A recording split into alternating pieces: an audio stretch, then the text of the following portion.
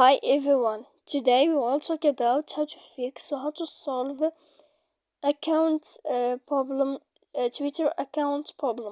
To know how to fix or how to solve Twitter account problem, you should just go to settings like this. You will click.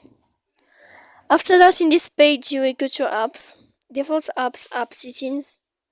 When you will see this list, you will go down to find the application of Twitter and you will enter. When you will see this page, you will go to click force stop. Then you will go to click storage. After that, in this page, you will enter to clear cache. Then you will go to click clear data. And after all that, when you will end this, you can turn off your phone. So please don't forget to support us by like and subscribe. See you next time in another video. And thank you for watching.